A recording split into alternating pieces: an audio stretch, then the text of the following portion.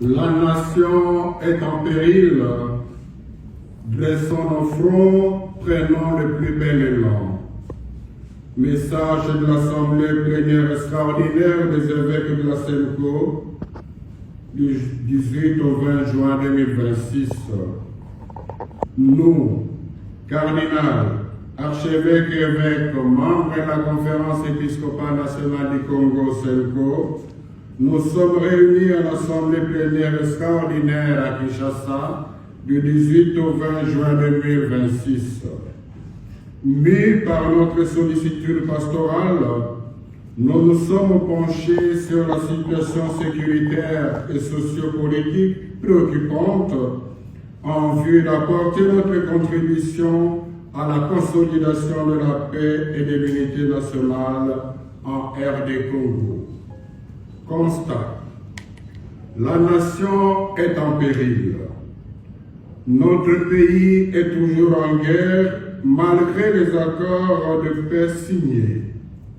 Depuis 4 ans, une partie du pays dans le nord et le sud Kivu est contrôlée par l'AFC M23 qui consolide de plus en plus son administration des territoires occupés. Le combat continue avec son lot important de morts ainsi que de déplacés internes et de réfugiés vivant dans des conditions inhumaines.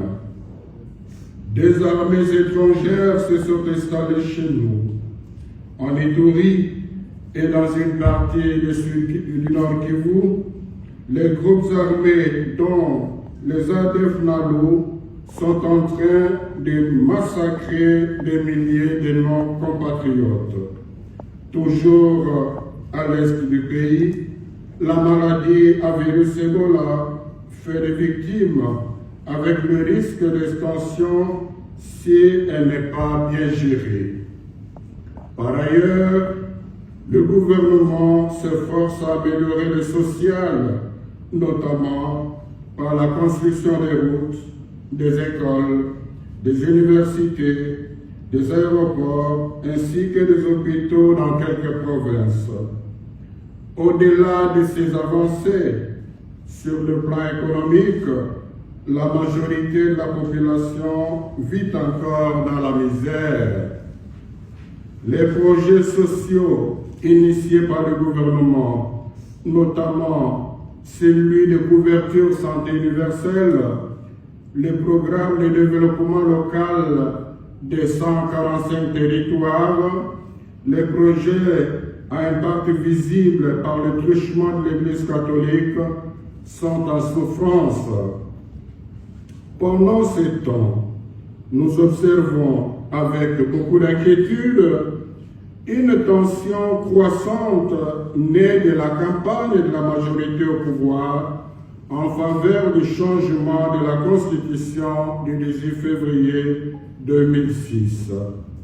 Malheureusement, cette campagne qui mobilise les moyens de l'État se fait dans un climat de terreur contre des voix discordantes au sein même de la majorité, obligée de se taire par peur de représailles. Quant aux manifestations de l'opposition, elles sont violemment réprimées par la police nationale en collaboration avec une milice d'un parti politique dénommé Force de Progrès. Alerte de la manipulation.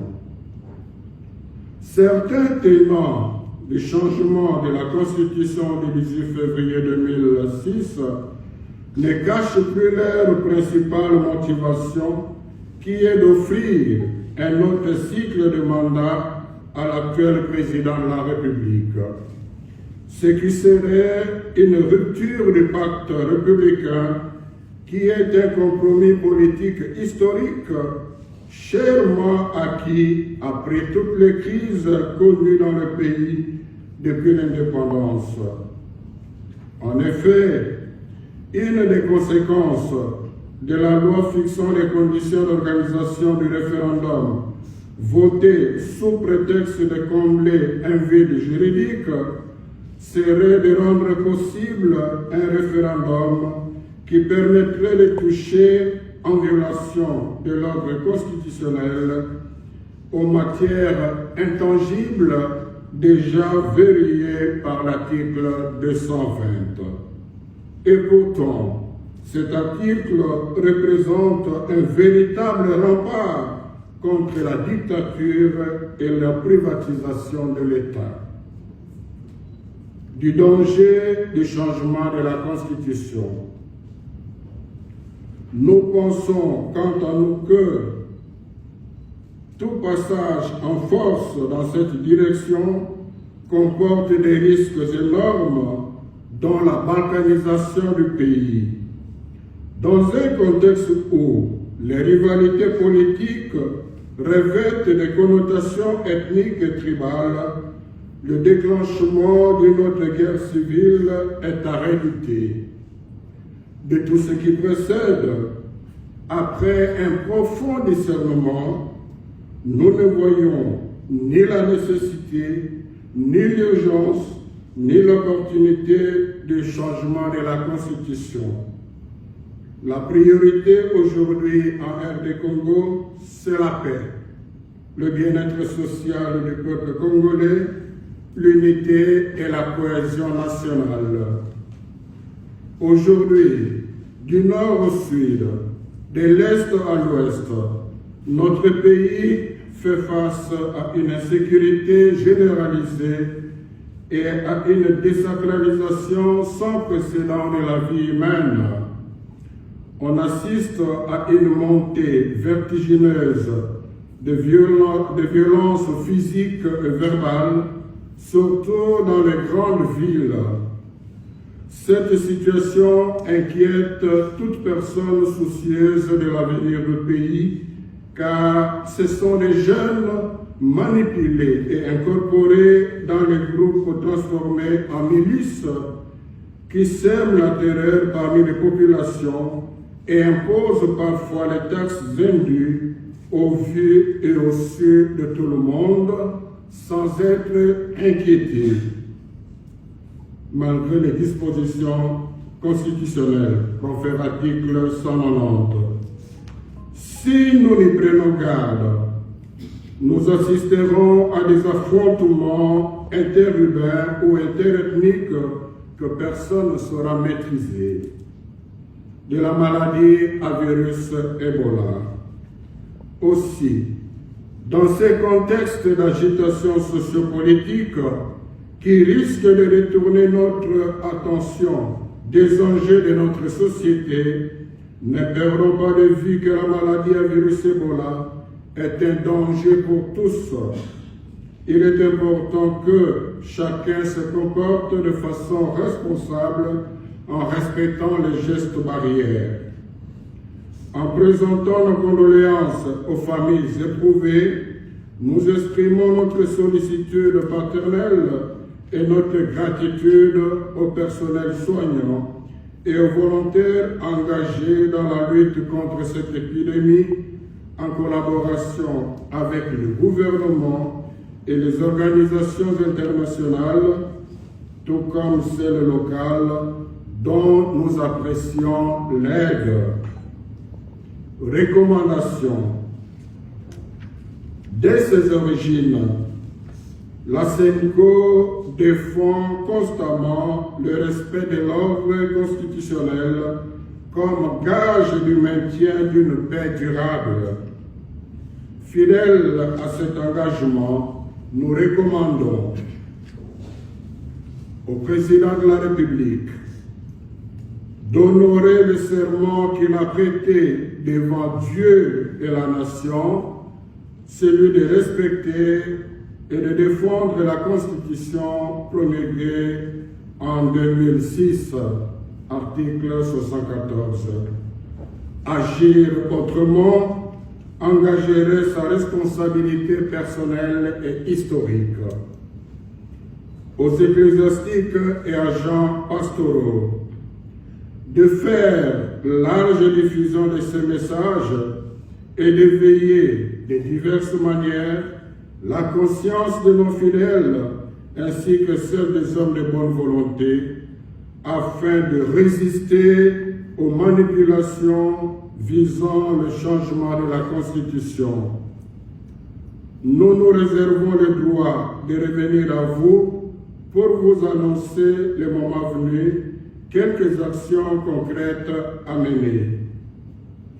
À la population de faire preuve de vigilance pour s'opposer par tous les moyens légaux et pacifiques à toute tentative de modification des articles verrouillés. De regarder où nous risquons d'aller. Le pays va très mal. Mettons-nous debout, dressons nos fronts encore courbés. Il est impérieux de nous impliquer nous-mêmes, de prendre notre destin en main, sinon notre avenir sera hypothéqué pour longtemps. À la communauté internationale de respecter et faire respecter la Constitution congolaise, les résolutions et accords signés en faveur de la paix en RD Congo. Conclusion. À la lumière de la lettre encyclique Magnificat Humanitas du pape Léon XIV, qui nous invite de passer de la culture de la puissance à une véritable culture de la négociation, nous nous sommes convaincus que seul le dialogue, dans l'esprit de l'initiative Pacte social pour la paix et le bien vivre ensemble en RD Congo et dans la région de Grand Lac, proposé par la CENCO et l'Église du Christ au Congo de CC, permettra de consolider la cohésion nationale et surtout d'organiser les élections dans le respect du délai constitutionnel. Comme nous l'avions dit en 2018, et nous le réaffirmons, le président de la République est élu au suffrage universel direct pour un mandat de 5 ans, renouvelable une seule fois. Il s'ensuit que tout président ayant épuisé le deuxième mandat ne peut plus en briguer un troisième. Puisse le Seigneur, par l'intercession de la Sainte Vierge Marie, Notre-Dame du Congo, nous donner la lucidité, la sagesse et l'humilité de nous engager à respecter et à faire respecter l'ordre constitutionnel afin d'épargner le pays d'une crise pire que celle que nous vivons aujourd'hui. À la signature, tous les évêques présents à l'Assemblée plénière.